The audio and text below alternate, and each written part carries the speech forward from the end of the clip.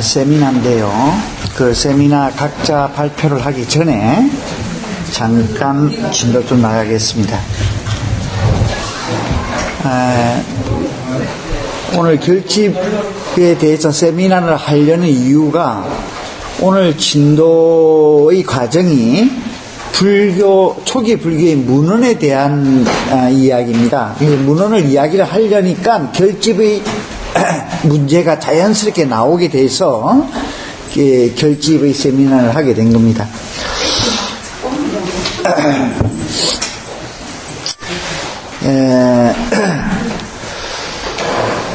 불교는 고타마 부처님의 가르침입니다. 그 가르침의 내용이 세 개의 큰 바구니로 항목으로 되어 있습니다. 여러분 잘 알다시피 경율론 3장. 그러나 부처님 당시와 부처님이 인멸하신 그 즈음에는 여러분 잘 알다시피 이것이 기록되지 않고 구전으로만 전달되어 왔습니다. 자, 이것이 문자를 통해서 기록 현상을 취하게 된 것은 굉장히 후대입니다. 자, 그러니까 그 기록이 되기까지 그 과정은 정말 이 오리무중이고 아리송하거든요. 그래서 이게 그러니까 불교 사적이나 불교 교단사적 측면에서 이 부분은 계속 앞으로 회자될 것입니다. 이 끊임없는 이거는 연구의 대상입니다.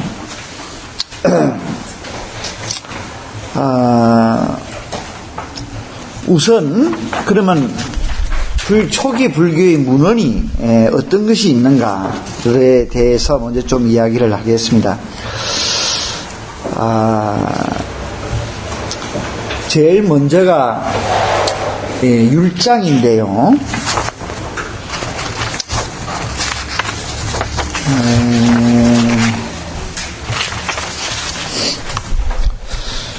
율장은 이 상가의 생활을 청정하게 해서 법을 얻기 위하여 규율을 다루고 있는 부분입니다.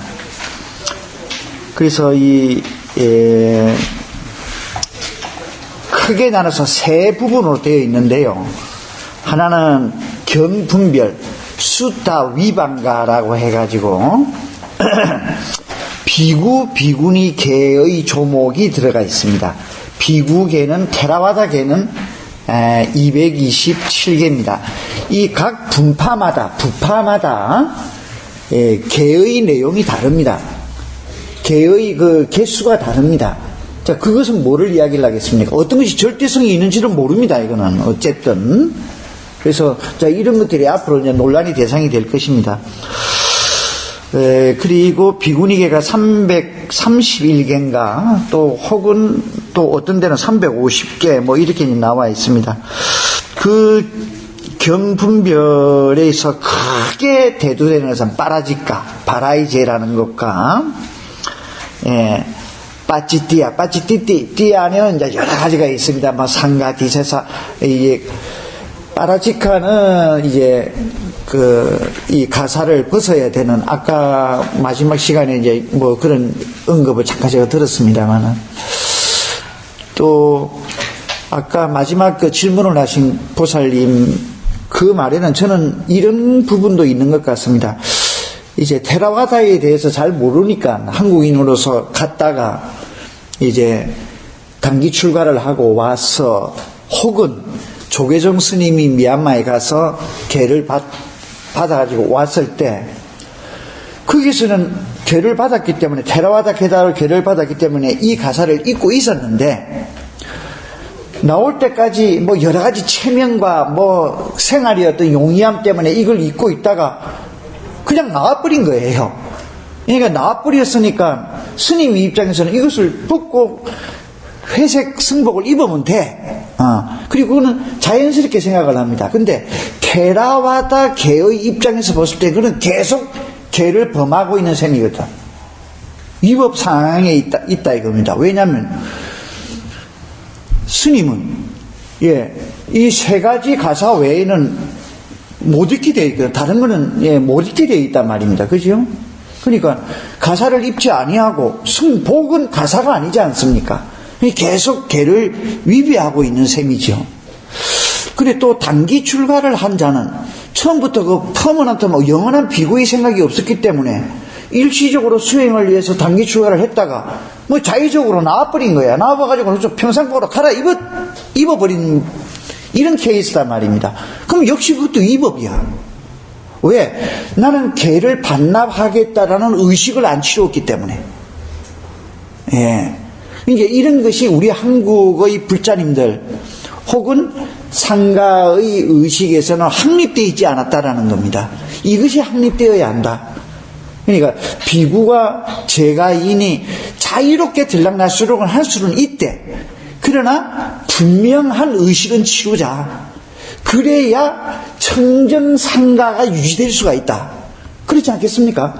예. 근데 우리는 한번 출가해가지고 다음에 환속을 하면 막 자존심 깎이고 막 이런 어떤 의식이 있는 거예요. 그러다 보니까 그것을 자꾸 기피하는 현상이 있다는 겁니다. 근데 저쪽에서는 안 그렇거든. 생애 7번까지는 들락날 할 수가 있거든요. 그러니까 그런 것들이 더 바람직한 제도 아니겠습니까? 그러니까 비구로서 생활을 하다가 여러 가지 유혹도 있고, 그래서, 그런, 인생사가 그럴 수도 있는 거죠. 안 그래요. 그죠? 또, 우리는 이미 완성인이 못 되고, 그럼 걔 반납하고, 제가인으로서 살다가, 역시 이 길은 아닌 것 같다. 제대로 내가 또 다시 한번 수행을 해봐야 되겠다. 그러면 걔를 받고 또, 정정하게 또 유지를 하고, 이렇게 해서 청정상가가 유지될 수 있도록, 이제 이런 정신이 이제 상당히 중요한데 우리나라의 불교에서는 아직도 이 부분이 약하다. 왜 이것이 약해졌느냐? 여러 가지 이유가 있겠죠. 이제 이런 것은 앞으로 좋은 세미나의 자료가 될 것입니다. 어쨌든 이제 그런 이 숫다 위반가에서 이제 그런 것을 논해놓고 다음에 칸다칼에서 건도부입니다. 건도부에는 이제 여러 가지 운영 관리, 상가의 운영 관리, 이제 이런 것들을 이야기를 해놔서 상가감마가 이제 이게서 나옵니다. 요 중에서 대품, 소품으로 나오는데 이 소품에 결집이 언급되어 있습니다. 유일한 3장 안에서는 유일한 결집에 대한 문헌적 자료입니다. 그것도 1차 결집과 2차 결집까지만 언급되어 있고 3차 결집 안에는 없습니다.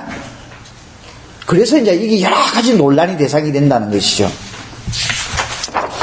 그 다음에 이제 부유적인 겁니다. 다음에 경장에 들어가면 경자는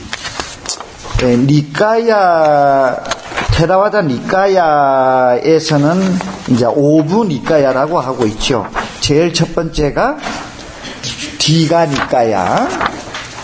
이 디가 니까야, 이제 한역 아함경의 장아함에 해당되는데요. 두 경은 꼭 일치하지는 않습니다. 유사할 뿐입니다. 근데 그 중에 많은 그 경들이 굉장히 일치하는 부분도 있습니다. 이제 브라마자라 숫다, 법망경, 우리 많이 들어봤잖아요. 법망경 제일 처음에 나옵니다. 그 다음에 사마나팔라, 고행의 가보에 대한 그 경입니다. 그 다음에 암바타 수타라 해가지고 부처님 당시 때 인도의 전통 그 브라만교의 카스트 제도가 이게 언급되어 있습니다. 그 다음에 구다단타, 브라만교와 불교의 차별을 논해놓고 있습니다. 다음에 이제 마니다나, 이것은 인가율에 대한 설법. 또 유명한 파리니빠나수다, 대반열경명. 우리나라에 나중에 보면 중국에서 그 천패 스님에 의해서 교산판석이 있잖아요, 그죠? 처음 몇 년은 다 까먹었네. 아함을 논하고, 방등을 논하고, 반야를 논하고, 마지막 열반경과 법화경을 논했다. 이렇게 되어 있잖아. 왜 이제 그런 교산판석이 얼마나 위험한 것인가를 이걸 알 수가 있거든요. 뒤가 니까야 안에 있는 소경이 파리 니빠나 수타입니다. 그러니까 어떻게 보면 안경 안에 대발 열방경이 있는 거예요. 그러니까 그런 교상 판석은 있을 수가 없죠. 예. 다음에 이제 수행에 관한 건들 뭐 이런 것이 있고, 다음에 두 번째는 맞지만 이까야 중암에 이제 해당됩니다. 다음에 쌍유타니까야 가장 초기 경전이라고 알려져 있습니다. 그러니까 경전을 읽을 때는 어떤 면에서는 쌍유타 니까야를 먼저 접근하는 것이 순서일 것입니다. 왜? 이것이 초기 경전이니까. 물론 테라와다에서 이제 나옵니다. 오늘 결집에서 그런 이야기가 나오면 테라와다에서는 이미 1차 결집 때 경은 완벽하게 체계를 잡힌 상태에서 완결되었다라고 보는 입장입니다. 근데 현대의 불교학자들은 그렇게 보질 않습니다. 어떤 것이 옳으냐, 이것도 이제 앞으로 숙제죠. 이제 이런 이야기를 하려면 정말 많은 이야기를 해야 되는데, 근데 어쨌든 현대 불교학자들의 의견을 따른다면 쌍유타 니까야는 가장 초기 니까야에 해당됩니다. 그러니까 일련 수조가 그 순서가 이런 쌍유타 니까야를 먼저 접근하는 것이 옳을 것입니다. 뭐 지금 이게 이미 프린트가 다 나가 있기 때문에 자세한 이야기는 좀 생략하겠습니다. 오늘은 결집에 충실하기 위해서. 그 다음이 이제 앙구따라느까야 정지부 정일아음에 해당되는 부분입니다.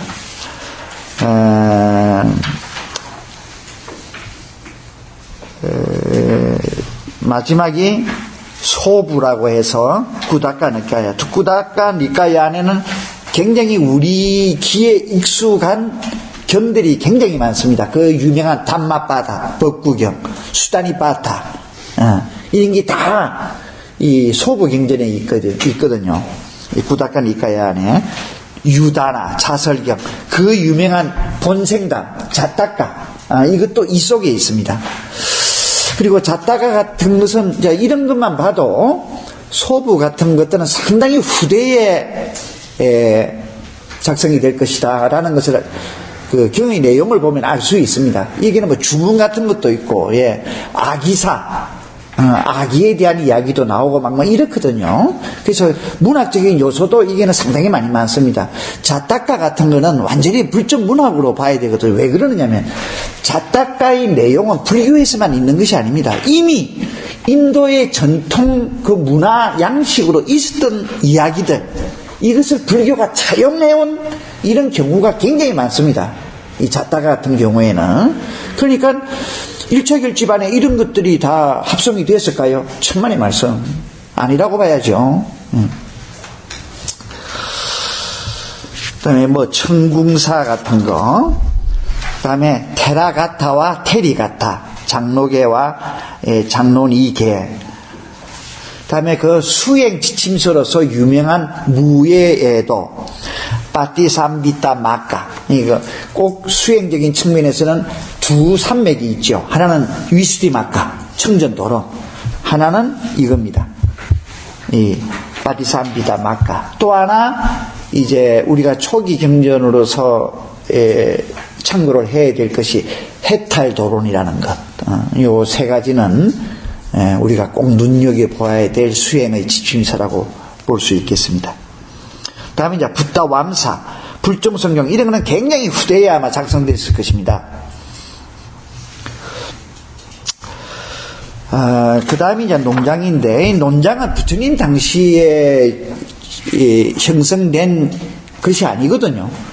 이거는 이제 아소카 왕 때 제3차 결집이 이루어지는데, 그 모칼라 붓다 띠사에 의해서 까따와뚜라는 논사라는 것이 생깁니다. 그걸로서 아비달마 7론이 완성되거든요. 그러니까 굉장히 후대입니다.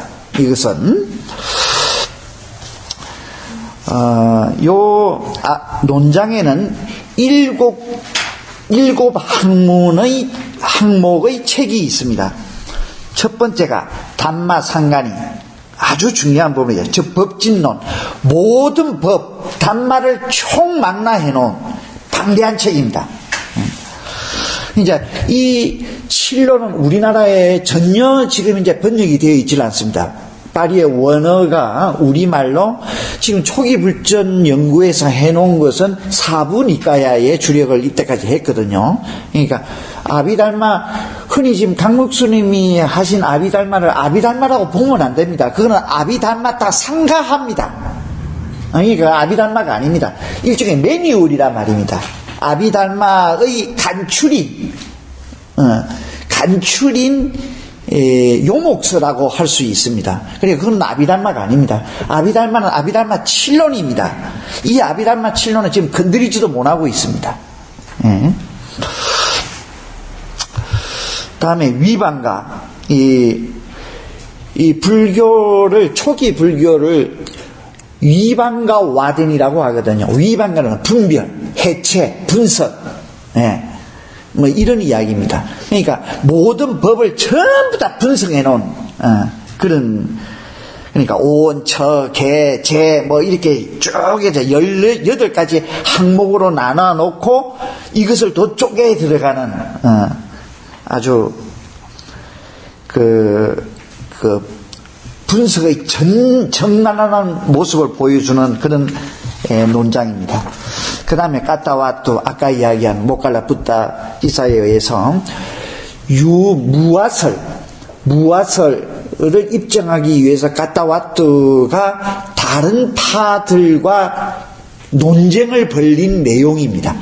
특히 설일체유부, 그리고 독자부, 정량부, 왜 이네들이 무아설을 부정을 했거든요. 왜 그러냐, 뿌드깔라네, 뭐 이런 것들을 궁생사원이니 이런 이론을 가지고 있었습니다.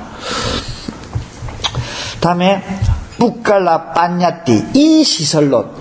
그러니까 인간이라고, 불교는 말이에요, 자아에 대한 부정이지 않습니까? 그러니까 인간이라고 할 수 있는 모든 것을 총망라해 놓고 그걸 분석을 해놔서, 그러니까 그 속에 본체라고 할 만한 것이 없다, 이제 이런 것을 보여주기 위한 논장이죠. 다음에 다투, 개론. 각 개를, 이거는 이제 이때의 개라는 것은 형이 심리학적 어떤 현상들과 그의 범주에 대한 것을 해체시켜 놓은 그런 서적입니다. 다음에 야마카, 이거는 굉장히 또 방대한 서적입니다. 심리학적인 현상을 항상 두 개의 태제와 안티로 나열해 놓고 두 개를 부정해내는 뭐 이제 이런 책입니다. 다음에 빠타나, 발치론이라고 해서 불교 논장 안에서 가장 애매모호하고 의미심장하고 지금도 해석이 잘 안 되는, 그러니까 인연, 직접적 원인과 결과를 낳을 수 있는 직접적 원인과 간접적 원인을 총망라해 놓은 서적입니다. 그래서 굉장히 거의 방대하고 지금도 전혀 해석이 안 되는 세계의 불교학자들이 가장 골머리를 앓고 있는 그런 칠론 중에 마지막 보루이 아비달마입니다.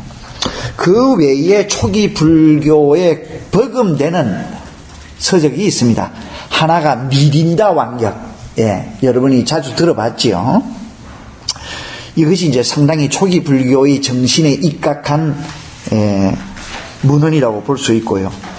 또 하나, 테라와다의 수행의 지침시라고 할 수 있는 위수디마카, 청정도론. 청정도론은 아비달마와 두 개가 서로 보완관계에 있습니다. 청정도론을 이해하려면 아비달마가 이해되어야 되고, 아비달마가 이해가 되려면 청정도론이 이해되어야 합니다. 그 다음에 이 외에 이제 경전과 그 유사한 것은 아니더라도 그 경전과 그 부근에 있는 것을 설명해 줄 수 있는 자료의 역사서들이 있습니다. 뒷바암사, 도사라고 하는 것과 마하암사, 대사라는 것과 그 다음에 소사라는 것과 먼저 이런 것들이 불교의 여러 가지 사건과 내용을 도와줄 수 있어요. 결집 같은 것도 아까 율장의 그 1차 결집, 2차 결집만 언급되어 있고, 지금 우리는 지금 6차 결집, 테라와다 입장에서 6차 결집까지 가 있는데, 그럼 이런 자료들은 어디에 있느냐? 다 뒷바암사, 마하암사 이런 걸 가지고 축출을 해냈거든요. 그리고 이제 테라와다 아닌 다른 부파에서 결집을 보는 것도 있습니다. 그거에 대한 많은 서적들이 또 있거든요. 그러니까 복잡해집니다. 이게 비파사론, 설일체유보의 대비파사론, 이게 결집에 대한 언급이 있거든요. 또 현장 스님이 갔다 와서 대당서역기 뭐 이런 거. 그래서 이 결집을 다루는 것이 이게 만만치 않습니다. 다음에 이제 이런 빨리 경전 외에 산스크리트 경전이 있습니다. 이것은 지금도 이제 계속 발굴 중에 있는데 현재 발굴된 양은 얼마 되질 않습니다. 자, 그러나 불교 전반적인 것을 이해할 때는 굉장히 또 중요한 위치를 가지고 있죠. 카니시카 왕의 후원으로 카스미라에서 대성불교를 표방하는 성단이 개최한 결집의 경전이 이 산스크리트어로 쓰여집니다. 그 다음에 이제 한역경전. 한역경전은 왜 중요하냐? 그 경전 한문으로 번역된 그 양과 범위가 워낙 방대합니다. 그러니까 특히 산스크리트어 경전이 발견된 게 너무나 소수거든요. 그걸 커버해 줄 수 있는 것이 한역경전이란 말입니다. 그래서 굉장히 불교 연구에는 중요한 위치를 차지하고 있습니다. 그 다음이 티벳경전. 티벳경전은 왜 중요하냐? 7세기 때 이제 거의 7세기 가까이 돼서 티벳에서 불교를 받아들입니다. 손첸캄포라는 왕이. 근데 인도에 보내가지고 공부를 해와서 그걸 기록을 하는데, 그 경전을 기록하기 위해서 인도의 문법 체계를 받아들여서 새로운 문자를 만듭니다. 그러니까 팔리어나 산스크리트나 이런 문법적 체계를 가지고 만든 언어로서 경전을 완전히 번역을 해낸 겁니다. 그러니까 산스크리트 경전 같은 거는 지금 발견되지 않은 마당에 이것은 굉장히 중요한 자료가 되는 것이요. 한역 경전 그 이상으로 중요한 위치를 가지고 있습니다. 예. 그래서 이렇게 보면 이제 불교 공부가 간단하지 않지요. 불교 공부를 불교학적인 의미에서 접근을 하자면 최소한 몇 가지 언어가 필요합니다. 우선 팔리어, 산스크리트어, 한문, 그죠? 다음에 티베토. 거기에다가 이제 지금은 서양 쪽에 불교 학문이 굉장히 많이 이렇게 넘어가는데, 그전에는 탄탄하게 불교학은 일본이 건드리고 있었거든요. 일본의 방대한 자료. 그리고 그네들이 그 대장경을 잘 정리를 해놨습니다. 그래서 일본어를 해야 돼. 자, 그리고 이걸 현대식으로 논문을 쓰려니까 논문은 또 뭐로 써야집니까? 영어로 써야지요. 그러니까 최소한도 6개 국어를 해야, 6가지 언어를 해야 불교학을 할 수 있단 말입니다.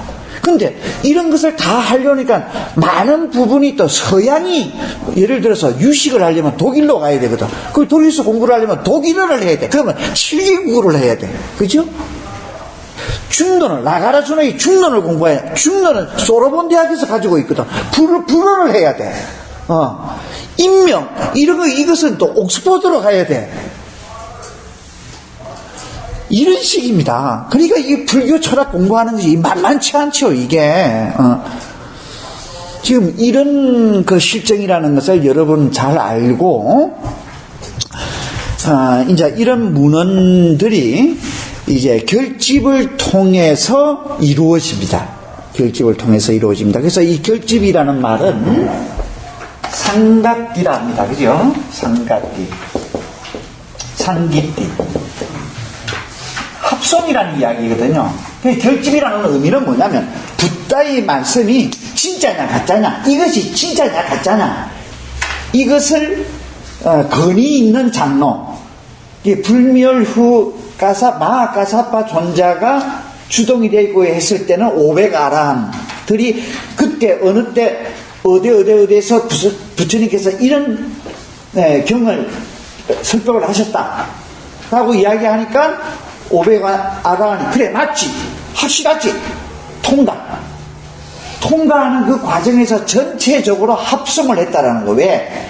이것이 통과해서 끝나는 것이 아니라 이 말을 후대에까지 전달을 해야 되겠다. 그 전달을 할 수 있는 방법론을 찾은 것이 합성입니다.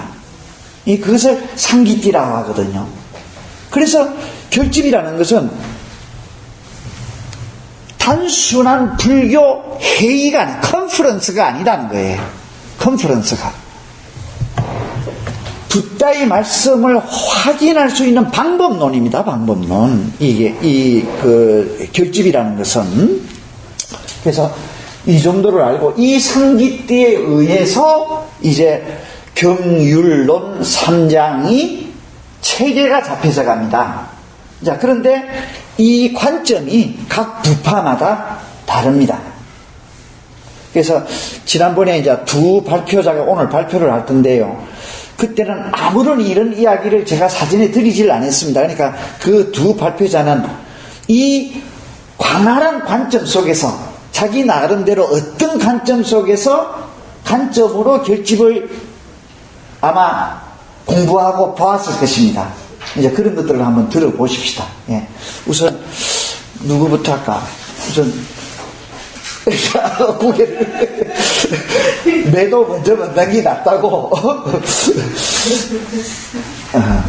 자, 뭐 자리 이동할 필요 없이 앉은 자리에서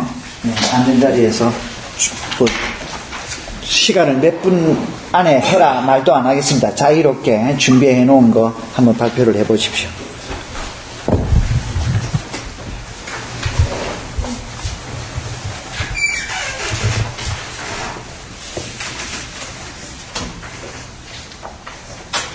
발표자 유지숙입니다.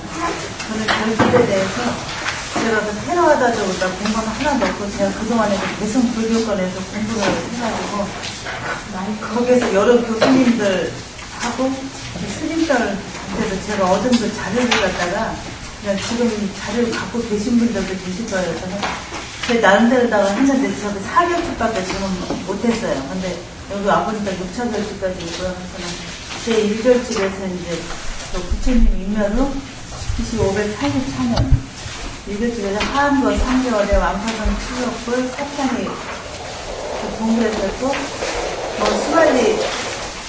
수발타라 그때 출간 그 노부부의 그 망언회에서 이제 그 계기가 돼가지고 뭐 이렇게 쭉 500아라 경장 율장이 성립됐다고.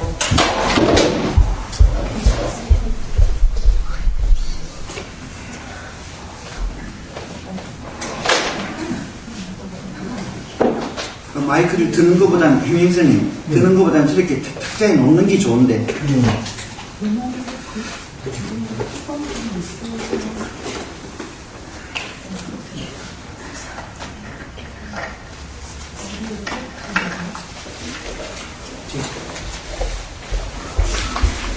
제 2결집은 부처님 열반으로 100년에서 9444년도에 했다고 들었고요. 그리고 약 8년. 예? 크게 준비쳐야 하네.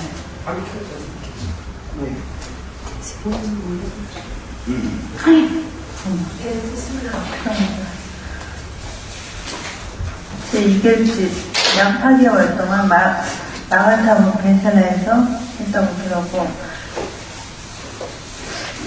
기율에 관한 그 14도다 해가지고 진보 보수 성향과 진보 성향의 그 입장을 서로 공존이 돼가지고 했는데 어떻게 해야 되나? 그때 그 시시나가 왕자의 그 아슈카 왕께서 많이 지원을 해주셔가지고 700아란에 결집을 해서 계율상 10가지 문제를 비법으로 판결하고 이때 상정부와 대정부가 분열의 원인이 됐다고 그랬는데 이 14에 대해서는 그 제가 그 뒤쪽에 뭐 이렇게 손님들께서 이거를 하면 이 법을 어기면은 이제 어떤 그 포살이라는 거기에 가서 좀 내가 이렇게 잘못했다 아니면 그래서 그거에 대해서 그런 이런 거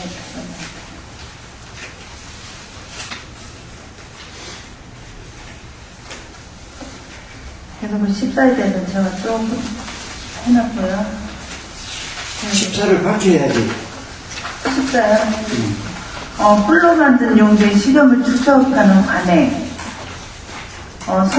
또 규정된 시간에서 태양의 그림자가 손가락 2마리 정도 넘긴 때 또 식사를 하시는 관행. 그 말이 무슨 말이에요? 우선 뿔로 만든 용기에 시험을 뭐 어쩌라고 보관한다는 거? 예, 그걸 이렇게 축적하는 관행. 그 당시에는 아마 이 소금이 어떤 그 재산으로다가도 표시됐다고. 아니 그게 아니고 그 말은 14 중에 첫 번째 항목은 무슨 말이냐 그거 확실히 짚고 넘어가야 합니다. 모르는데. 자, 원래의 상가, 그러니까 이제 그 부처님 대시도 형성된 그 상가의 전통적인 것이 누구한테 받은 것만이 사용할 수 있거든요. 테라와다 지금 계율이 그렇단 말입니다. 그죠? 그러니까 부패하지 않는 소금은 한번 받으면 오늘 못 쓰면 내일도 쓰고 모레도 쓰고 이래도 괜찮다라는 그런 지금 대목이에요. 근데 원 계율에서는 그게 그렇게 하면 안 되거든. 지금도 남방에서는 오늘 누가 과일을 올렸어. 이걸 먹다가 과일 참외 5개를 올리는데 1개만 먹고 4개는 남겨놨어. 그럼 내가 받은 거잖아요. 일반적인 우리 제가인의 생각으로는 4개는 내 거다. 내 거. 나의 소유물 아닌가.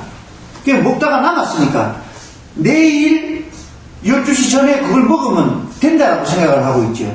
근데 테라와드 계율에서는 그렇지 않아요.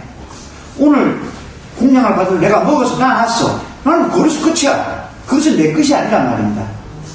그러면 다음 날 먹으려면 누군가가 와서 그것을 다시 내한테 단화를 해줘야 돼. 지금 말하는 주겸도 그런 개념이야. 그런 시겸도 오늘 내가 시겸을 공양을 받았습니다. 그래서 사용을 했어. 나머지는 놔놨어. 그러면 내일 사용할 수 있습니까? 안 돼. 그런데 저쪽 14를 주장하고 있는 쪽에서는 그게 쓰질 안 했으니까 내가 이런 나의 단원을 받은 거다. 그냥 귀찮게 또 단원을 받을 필요가 없다. 그 다음 날도 사용할 수 있다. 라는 것을 허가한 대목입니다. 무슨 말인가 이해가 되지요? 그 뿔로 된 항목 이런 것은 이제 그게 파리오가 직접 해석이 안 되고 한자로 돌려서 하니까 이제 그런 오해가 나는 거예요. 그 다음에 그 2마디, 태양의 2마디. 자, 그것도 마찬가지예요. 정신공양을, 남중할 때까지 넘어서면은 10년 행위를 못 하잖아. 자, 그러면 남중하기 전에는 여러 번 먹을 수가 있는가? 그렇다고 해서 여러 번 먹을 수는 없어요. 원칙적으로 1일 1중씩이야. 그런데 14하고 주장은 2번 먹든지 3번 먹든지 먹을 수 있다. 이것을 합법적으로 생각을 한다는 거예요. 무슨 말인지 알겠습니까? 다음 넘어가십시오. 3번째로. 그리고 다른 불악에 가서 음식을 취하는 간행도 안 된다. 또 4번째는 동일한 혈관에서 다른 주처에서 포사를 운영하는 관행도 안 되고, 또 곧 도착할 비구의 동의를 예상하여 정족수가 부족한데도 의결을 해서는 안 된다는 관행도 있고요. 그리고 6번째, 화상 아사리 습관에 따르는 관행. 이건 제가 봤을 때 몸에다가 보시는 거예요. 무슨 관행? 이거는 화상하고 아사리라는 습관. 무슨 말인가 잘 모르겠네. 화상과 아사리 습관에 따르는 관행. 6번. 나도 이해가 안 되네. 이게 무슨 말, 어떻게 해석을 해놓은 건가? 그 아사리라고 하는 이제 스승의 행위를 후대에 뒤따라서 하는 행위가 화상. 맞다 안 맞다 그 논쟁이라고 알고 있습니다. 그 율 그리고 규정이 없는 것은 스승의 관례에 따른다는. 일단 넘어갑시다. 예. 7번째가 식사 후에 응고하지 않은 우유를 마시는 관행. 8번 발효하지 않은 야자즙을 마시는 관행. 9번째 이거는 특히 이 야자즙에 남방에서는 이 야자즙을 가지고 술을 담그거든요. 그러니까 약에 쓰려고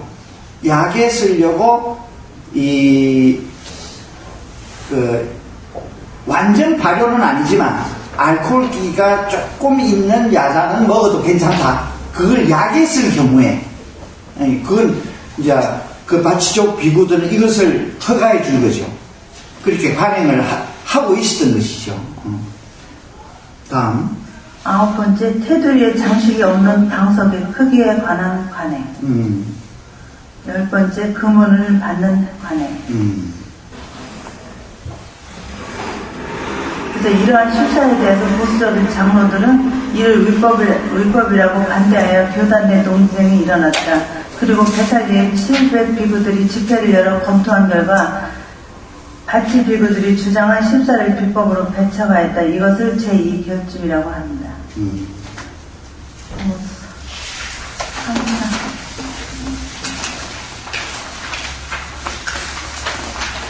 삼차 결집은 부처님 열반 후 200년 후 약 기간은 9개월 동안 마우리 왕국 파탈리 루트라의 대원사에서 되어 있고 적주 비구의 문제, 직업 성녀들의 문제라고 저는 배웠거든요. 그리고 마우리 왕국의 아라카와 천아란의 결집, 모갈리 부타의 티사, 3장이 이때 3장이 형성되는데 경율론 형성되면서 논장이 성립됐다고 그러고요. 천인결집이라의 이후 스리랑카도 전도사를 찾아냈고, 이 3차 결집은 아프리카 대왕이 최초로 문자화를 했고, 그리고 외도를 정리했고, 3장은 현 농장 성립을 9개월에 걸쳐 결집했는데, 이를 천인결집이라고 부르며, 이후 스리랑카로 전도사를 파견했고, 승단이 이제 기간이 돼서 포살을 했다고 합니다. 4차 결집. 불변은 500년에서 600년 후 캐시미르의 활림사에서 그리고 이설을 통일, 저는 이설을 통일 이게 뭔지를 잘 모르겠어요. 그냥 제가 하는데. 뭐를 잘 모르겠다고? 이설을 통일, 이설. 그래서 저 이거는 스님한테는 여쭤보려고. 무슨 말이가 내가 지금 잘 모르겠는데. 저도 모르겠어요. 아니, 이제 질문이 뭔가를 잘 모르겠어요. 4차 결집에서 지금 프린터만을 4차 결집에서요, 여기가 이설을 통일이라고 했는데, 그게 뭔지를 모르겠어요. 제가 이거를 적어놓고. 가만 있어라. 분분한 설에 대해서 통일시켰다 그런 뜻이에요. 어디. 지금, 보살님이 준 요 자료에 보면, 1번, 2번 돼 있잖아. 아니, 저기 4차 결집에서 이거를. 그 전 페이지? 네. 가운데 있는데. 가운데에 4차 결집에서 이설을. 4차 결집에서? 네. 이걸 잘 모르겠다. 이게 이제 각 부파들 간에 네. 의견이 많으니까 네. 그것을 이제 통일하기 위해서 결집을 했다는 그런 뜻일 거예요. 네. 이설의 통일. 이설의 통일. 이거는 좀 더 복잡해. 왜냐하면 지금 보살님이 조사한 이 4차 결집은, 설일체 유부, 가시니카 왕의 후원으로 받은 설일체 유부의 주장입니다. 근데 테라와드의 주장은 전혀 이거하고는 달라. 제 4차 결집이 스리랑카에서 이루어집니다. 그러니까 이제 관점이 워낙 다르기 때문에, 어쨌든 그 정도. 그리고 이때 이제 그 경전을 구리팔에 임각을 하고 3장을 각각 10만 송씩으로 확정을 해서 했고 중국으로 전달되는 계기도 됐고 500명의 학생이 참여로 구전으로만 전해오던 경을 빨리하러 3장 일체를 폐업에 기록을 했다고 했거든요. 그래서는 이제 제가 이제 이걸 했는데 그 뒷장에 있어요.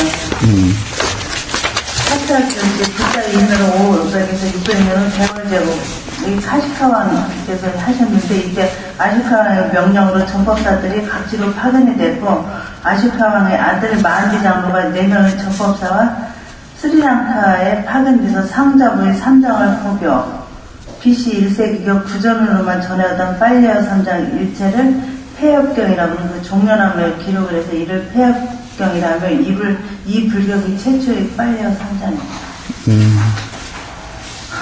저는 여기까지. 예, 애썼습니다. 박수 좀 치고. 자, 이거 그사님이 조사해온 거 한번.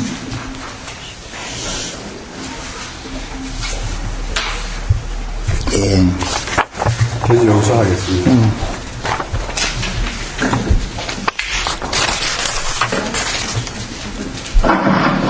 아까 그 스님께서 불교 공부를 하기 위해서 7개 국어를 하지 않으면 안 된다는 말씀을 하셨는데 저는 이번에 결집을 연구하면서 아주 간단한 방법을 알았습니다.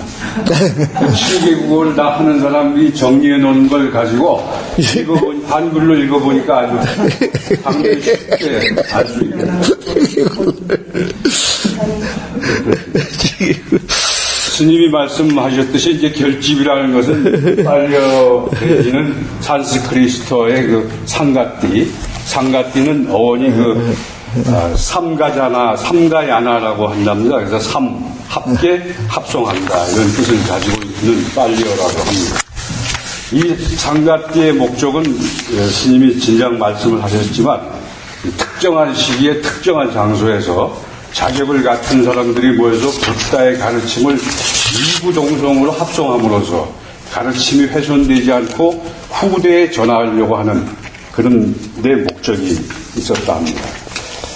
그런데 이런 결집이 긍정적인 측면만 있는 것이 아니고 제2차 결집, 외사리 결집을 중심으로 불교가 분파하게 됩니다.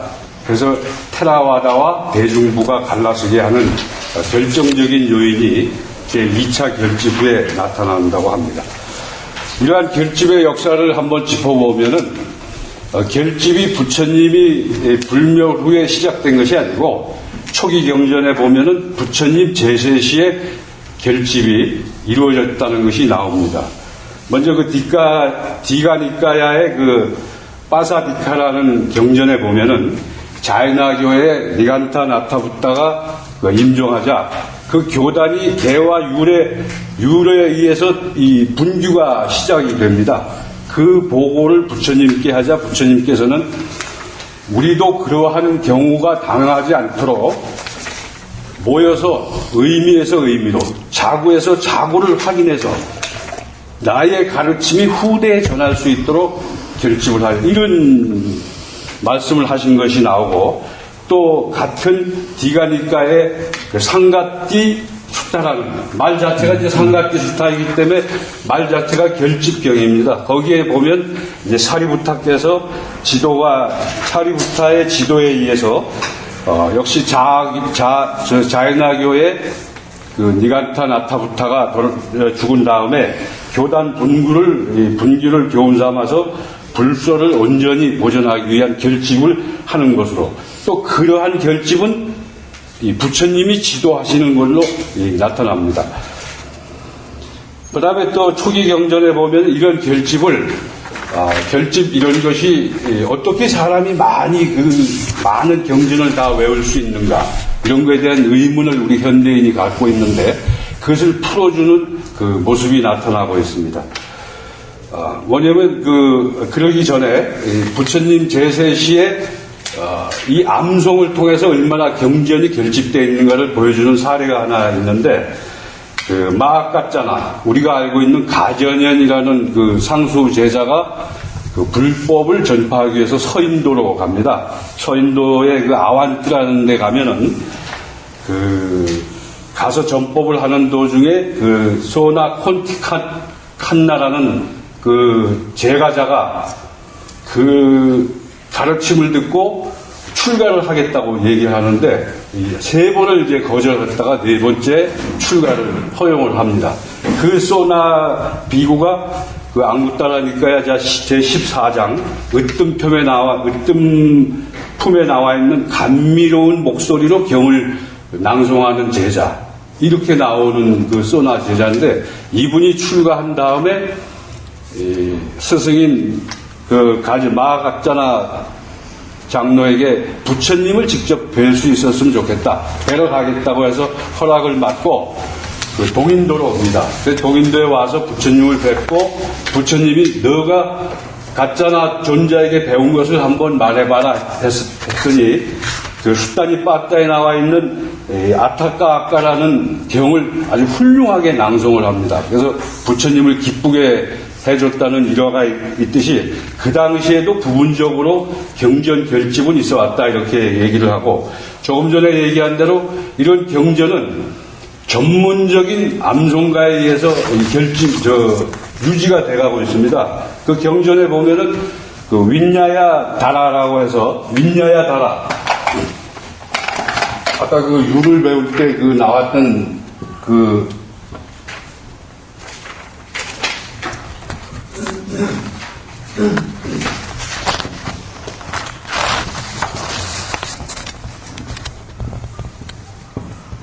요 다라라는 것이 지니고 있는, 갖고 마음에 새기는, 이런 뜻입니다. 그러니까 윈야야 다라 그러면 유를 마음에 새기는, 유를 지니는, 이런 뜻이 되고, 또 담마 다라 그러면 법을 마음에 새기고 막 지니고 있는, 이러한 그 전문적으로 암송하는 사람이 등장을 합니다.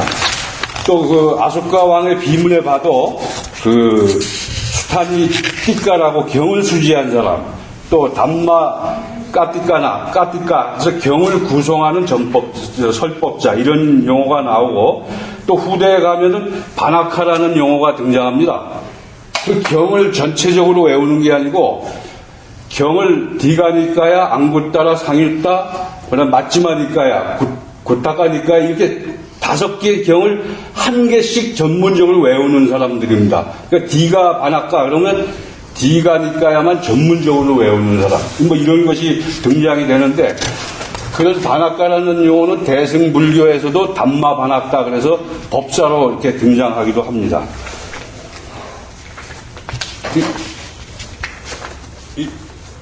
경전의 결집이 이렇게 초기에도 부처님 제세지에도 이렇게 있어 왔는데, 본격적으로 이제 부처님이 반열반하신 이후에 문헌에 나타나 있는 경전 결집은 어떤가 하는 것에 대해서 한번 알아보도록 하겠습니다. 조금 전에 먼저 발표하신 법우님이 말씀하셨지만, 불교에는, 지금 인도 불교사에는 4번에 걸친 경전 결집이 나타나는데, 그 중에 한 번이 구시나라 4차 결집은 설일체 유구에서 했기 때문에 이 테라와다 전통 전승을 한 빨리 이쪽에서는 인정하지 않고 있습니다. 그렇지만 또 왜 4차 결집을 인정하지 않은데 미얀마에서 하는 결집을 5차, 6차 결집이라고 붙였냐면은, 4차 결집은 12세기에 스리랑카에서 결집이 된 걸로 나와 있는데, 강목스님이 지으신 그 초기 불교의 해석판에는 또 BC 1세기에 스리랑카에서 하는 것으로 나와 있어서 문헌상에 약간의 차이는 있다고 보여집니다만, 하여튼 4차 결집부터는 인도에서 이루어지지 않고 인도 외에서 이루어진 것으로 이렇게 나타나고 있습니다.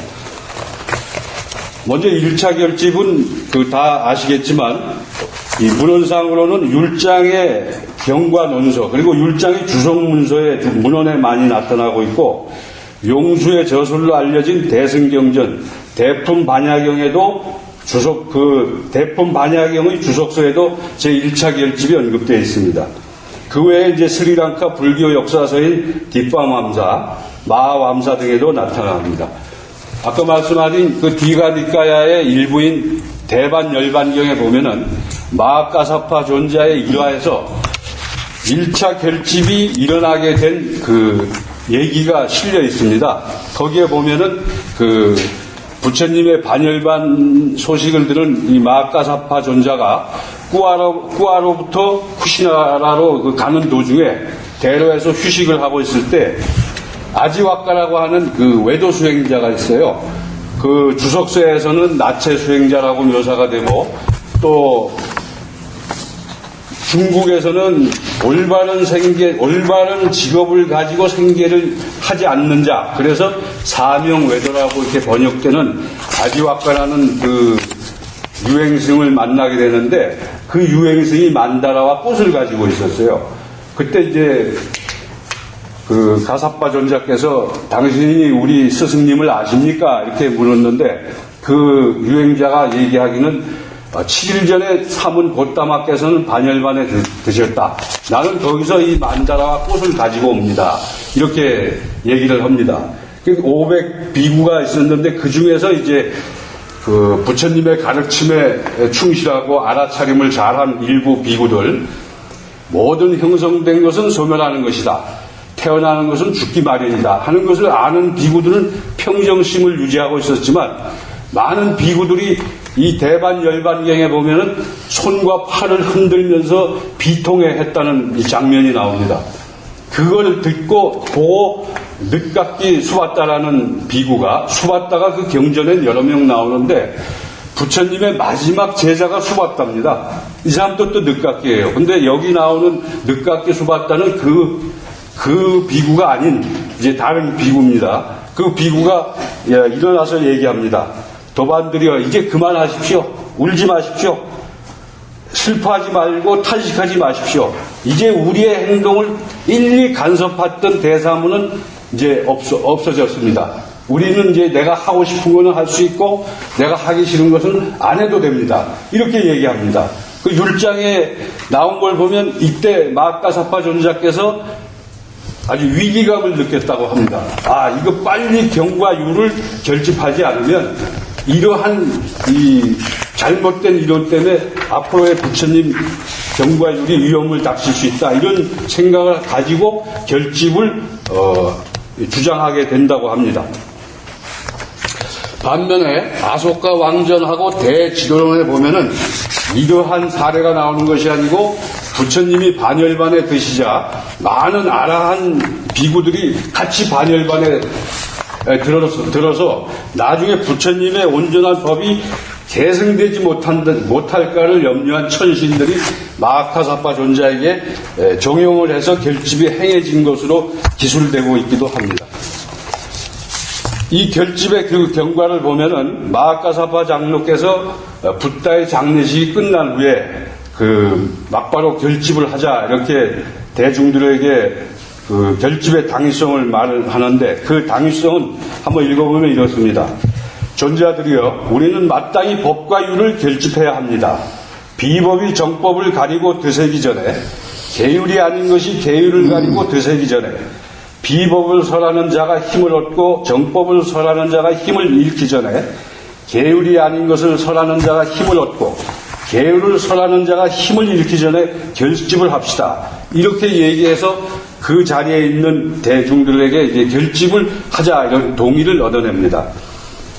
그리고 이제 결집 장소를 어디로 정할 것인가를 했을 때 그 마가다국의 수도인 라자가 왕사성이죠. 거기에 그 외바라산 정상에 있는 칠엽굴로 이제 정하게 되는데 이 칠엽굴은 초기 경전에 나타나기를 유행길에 있던 비구들이 머무는 숙소로 사용됐다고도 나타나고 또 부처님께서도 종종 머물렀던 장소이고 아난다 반열반 전에 아난다 장로에게 붓다로 하여금 이 세상에 1겁을 더 머물 수 있도록 청하도록 했던 장소이기도 하다고 합니다.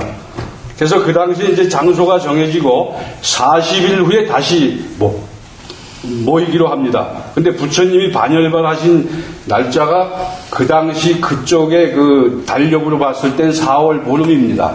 4월 보름에 40일 후가 아니고 4월 보름날 반열반 하시고 일주일간은 전체에 대한 예배 기간, 일주일간은 또 장례 기간, 일주일간은 사례를 분배하는 기간으로 해서 21일이 소모됐습니다. 그리고 다시 40일이기 때문에 6월 보름날 결집이 시작하게 되고 이렇게 시작된 결집은 장장 7개월에 걸쳐서 이루어졌다고 합니다. 결집이 됐을 때 마가사파 장로가 사회자가 되고 유는 지계 제일인 우빨리 장로가, 경은 다문제일인 아난다 장로가 암송을 하게 되는데, 우빨리 장로는 잘 아시겠지만 이발사 출신인, 그러니까 그 당시에 그쪽 지역에서는 상당히 천민 출신이었다고 하죠. 근데 계를 잘 지키고, 또 이 부처님이 계를 줄 때 이 삭발을 하는데 이발사 출신이기 때문에 아마 이분이 주로 삭발식을 했다고 해요. 그러기 때문에 계를 제일 많이 들었다 하는 것으로 그 계를 암송을 했다고 합니다.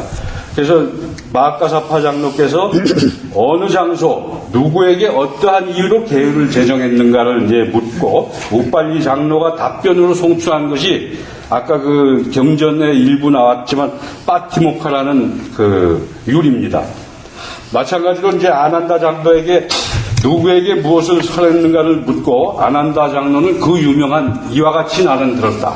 빨려로는 대왕마야 수루탕, 이렇게 이와 같이 나는 들었다. 이거를 앞에 내세우면서 부탁께서 어느 곳에서 언제 어떤 사람 앞에서 무슨 경을 설했고, 마지막으로는 이제 사람들이 모두 기뻐하여 예배하고 돌아갔다. 이렇게 마치는 것이 이제 경이 됩니다. 그래서 이렇게 우빨리 장로와 아난다 장로께서 외웠던 경을 스님이 말씀하셨듯이 500아란이 심의를 합니다. 맞는가 틀리는가를 심의해서 맞다고 확인이 됐을 때 500명의 아란이 다 합송을 합니다. 그래서 이제 상갓띠가 되는 거죠.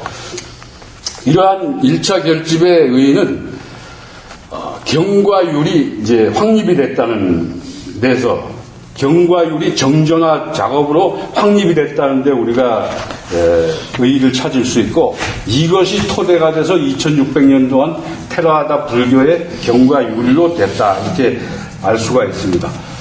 그런데 1차 결집이 이렇게 순조롭게 된 것만 아니죠.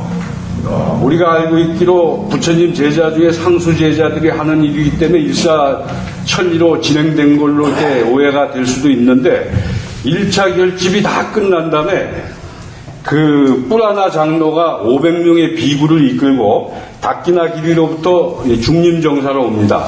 그래서 마가사파 존자께서 결집이 끝난 것을 알리고 결집의 내용을 수용할 것을 제의했으나, 뿌라나 존자께서는 나는 부처님께서 이어받은 다른 법이 있다 하면서 반대합니다. 근데 제가 그 뿌라나를 인터넷에서 검색을 해보니까 2명의 뿌라나가 나옵니다. 한 분은 우리가 잘 알고 있는 설법 제일 부르나, 빨려로는 뿐냐 만단이 뿌따라고 해서 만단이의 아들 뿐나, 이렇게 기록이 되는데, 이분이 나오고, 또 한 사람은 뿌르나 까사파, 그래가지고 부처님과 신통을 겨루다가 지고, 선의 응보나 악의 과보가 없다. 우리 현대식으로 하면 막갑하죠. 그런 육사 외도 중에 한 명이 뿌라나라는 이름을 가진 사람이 있는데, 내용으로 봤을 때 이 후자인 가전현 존자가 아니겠나, 이렇게 뿌르나 존자가 아닌가 싶습니다. 그리고 또 굴 바깥에 결집이 시행되고 있을 때 굴 바깥으로 온 이제 결집에 참여하지 못한 비구들이 와시카라고 하는 그 비구를 중심으로 해서 결집을 다시 행했다고 합니다. 그래서 7렵굴 밖에서 한 결집, 그래서 굴외 결집, 이런 명칭으로 전해져 내려오고, 이때 결집된 경전이 대중부의 소위 경전이 됐다는 얘기가 있습니다. 다음은 이제 2차 결집입니다. 2차 결집은 이제 발표를 앞에서 한 대로 문헌상으로는 율장의 소품과 율장의 주석문헌인 사마타 파사디가 스리랑카 역사서인 뒷밤암사에 나타납니다. 그 부처님께서 반열반하신 지 100년 후에 외살리의 왓지족 비구들이 그 십사를 공표하게 됩니다. 십사는 기존 계율에는 어긋나는 거지만, 그 당시에 외살리라는 데가 동서의 교역량이 굉장히 많은 활발한 상업도시였답니다. 그래서 상황이 부처님 제세 시하고 달라지고 많은 것이 변화된 상황에서 이제 아마 융통성 있게 적용하려고 했던 것 같습니다. 그래서 그런데 서인도 제도에서 계율을 잘 지키기로 소문났던 야사라는 비구가 외살리에 와서 외살리의 비구들이 왓지족의 비구들이 금은을 보시받는 것을 봅니다. 보면 이렇게 청동 항아리, 물을 담는 항아리에 항아리를 놓고 제가자들에게 한 푼을 보시해 주십시오. 아니면 반 푼이라도 좋습니다. 이런 걸 하면서 보시를 받아서 우리 승가에 필요한 물품을 사겠습니다. 이렇게 해서 보시를 받는답니다. 그래서 받으면 저녁 때 다 비구 승가가 모인 자리에서 또 분배를 해서 각 비구들에게 논아주는데 야사 비구에게도 그걸 논아줬다고 해요. 근데 야사 비구가 계율에 어긋난다고 거절을 했다는 겁니다. 거절을 하니까 이제 화가 난 왓지족 비구들이 하이갈마를 요구했다고 하죠. 하이갈마는 보면은 이제 출가자가 제가자에게 잘못을 용서를 비는 의식이 하이갈마인데 하이갈마의 원인이 되는 것은 8가지가 있습니다. 그 8가지 중에 첫 번째가 제가 불자에게 물질적인 손해를 끼쳤을 때, 또 제가 불자의 불행을 도모했을 때, 제가 불자가 살 곳을 얻지 못하도록 했을 때, 제가 불자를 매도하고 비방했을 때, 또 제가 불자와 제가 불자 사이를 이간질했을 때, 제가 불자에게 붓다를 비방하는 것, 제가 불자에게 법을 비방하는 것, 제가 불자에게 승가를 비방하는 것, 이렇게 8가지를 잘못했을 때 출가자라도 제가자에게 그 잘못을 참회하는 제도가 그 하이갈마라고 하는데, 야사 비구에게 외살리의 제가자들의 청정심을 받아들이지 못했다고는 죄를 씌워서 이제 하이갈마를 하게 합니다. 근데 그 야사 비구가 제가자들에게 가서 나는 비법을 비법이라고 얘기하고 비율을 비율이라고 얘기한다.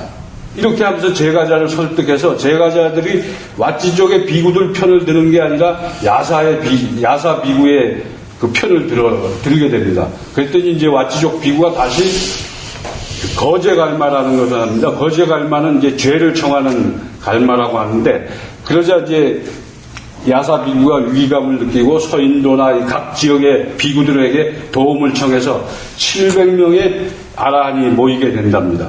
그리고 700명의 아라한 중에 단사인이라고 어떤 그 일정한 자격을 갖춘 이들을 선발해서 이렇게 쟁사를 해결할 수 있는 권한을 위임하는 그런 것을 단사인이라고 하는데, 외살리 비구 쪽에서 4명, 야사 비구 쪽에 4명 해서 8명의 단사인을 이제 선발을 해서 그 십사가 과연 법에 오르냐, 즉 계율에 맞느냐 안 맞느냐를 심사하게 됩니다. 그때 이제 그 레와따 장로라고 하는 그 제일 선임 장로께서 십사에 조목조목 하나씩을 묻고 사바까미 장로가 답변하는 형식으로 진행을 했는데, 이 결론은 모두 불법으로 판정이 납니다.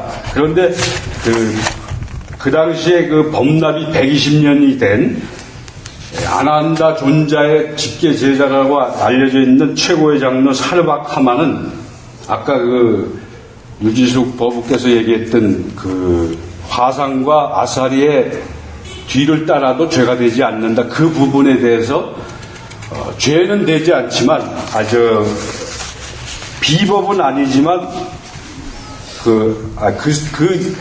유례 위반을 되어도 죄는 되지 않는다. 이러한 소수 의견을 냈다고 합니다.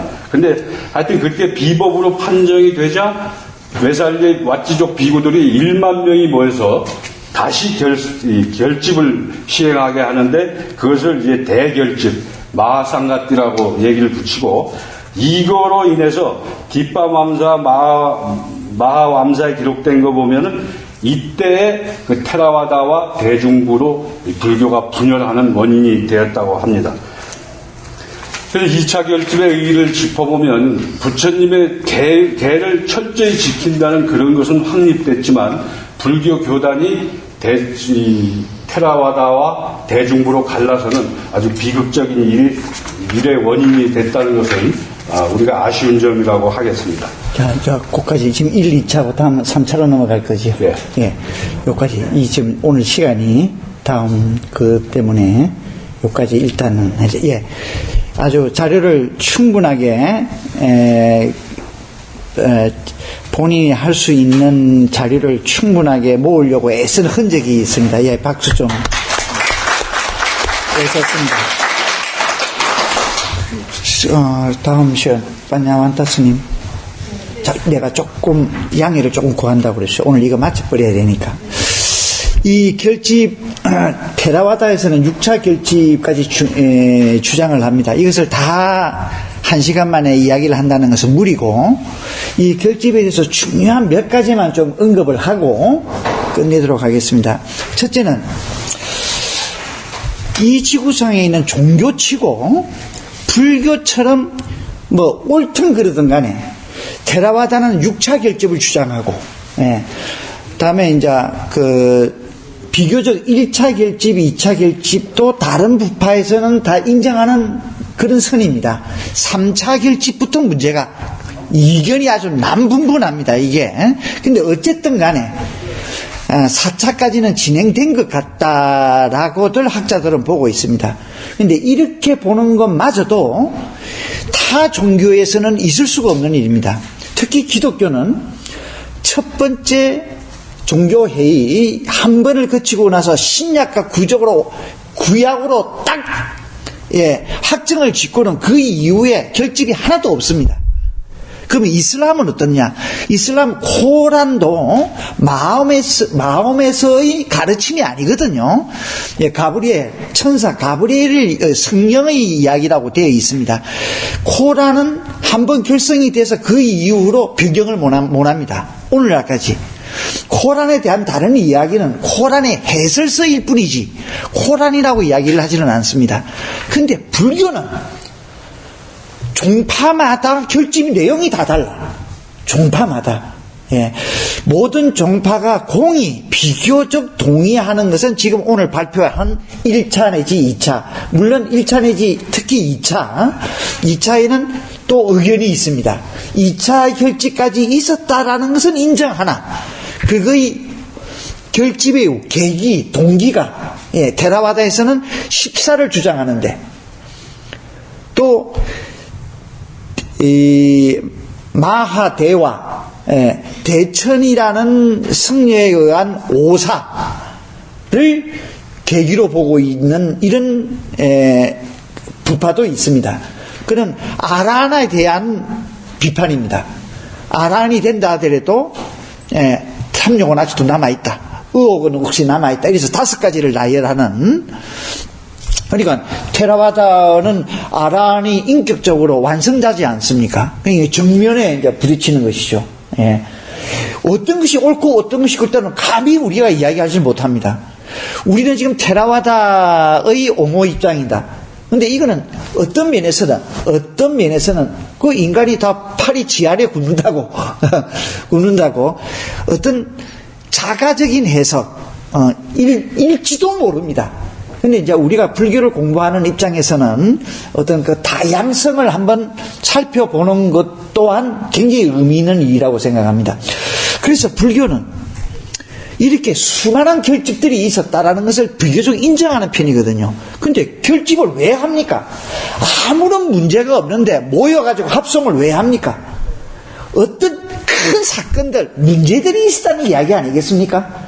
예, 문제들이 있었습니다. 숱한 이론의 논쟁, 어떤 탁마, 그런 것이 수시로 있어 왔다라는 이야기예요. 그러면 이제 아까 우리 발표자께서는 이제 근본물리를 이야기하면서 이런 비극이라는 이제 말을 썼는데 과연 이것이 비극일까? 이런 관점도 돌이켜봐야 됩니다. 이런 다양성이 있다라는 이 자체가 문화의 발전 아니냐? 예. 불교가 어떤 의미에서 부파불교, 이 아비담마 불교라는 것은 불교의 꽃입니다.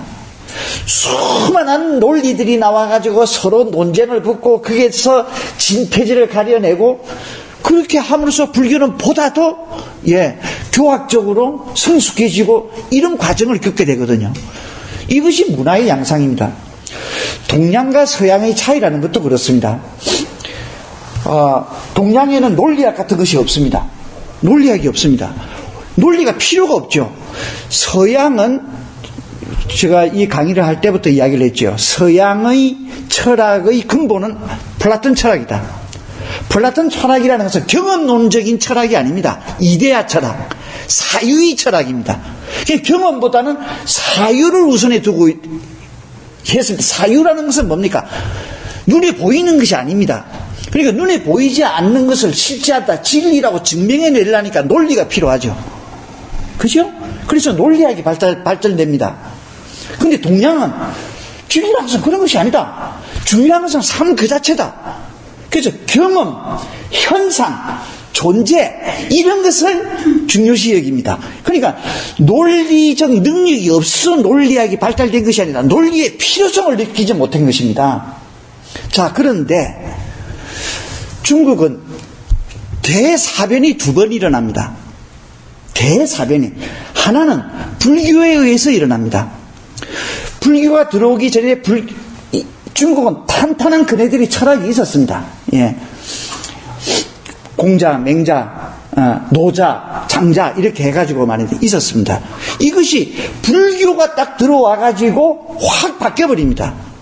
왜냐하면 그 이전에 중국은 명을 하여튼 하늘에서 내린 그 명을 일종의 본체라고 본 것이거든요. 일종의 본체. 물론 서양적 존재론적인 본체는 아닙니다. 관념론적인 본체는 아닙니다만은, 근데 불교는 본체를 하는 거, 할 만한 것이 없다. 완전히 이거는 뒤통수 하나 맞는 거지요, 이거는. 그러니까 정반대되는 것이 들어오니까 자기네들은 고민하지 않을 수가 없습니다.